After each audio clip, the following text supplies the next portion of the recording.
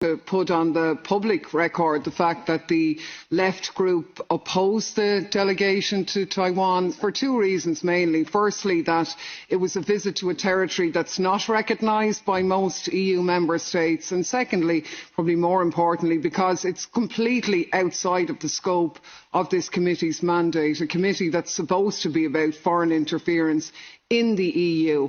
And, I suppose I really don't know where to start. I mean, after 2 years of concerted hysteria about any old rumour of foreign interference in the European Union, 7 members of the committee fly off to Taiwan to do the very thing that this committee has spent its last time denouncing.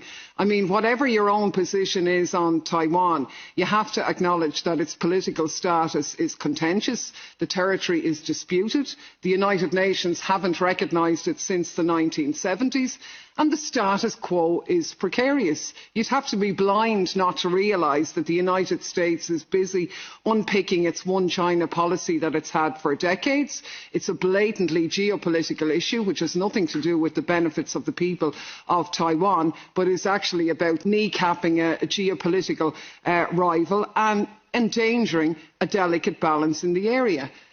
And into that mix, we have a European Parliament committee that's supposed to be addressing foreign interference in EU affairs, placing itself at the centre of that.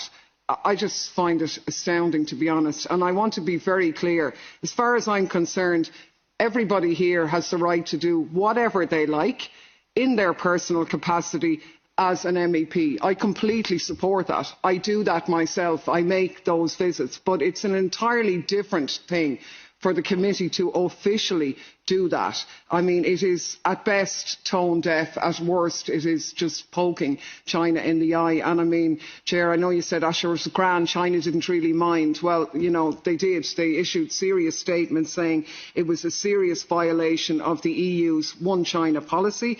They stated it undermined the healthy development of China-EU relations, which are our biggest trading partners. And look, you yourself have been sanctioned by China. I'm completely opposed to that. But, can you imagine what would have happened if a Chinese delegation had sent people to Catalonia to talk about Spanish interference?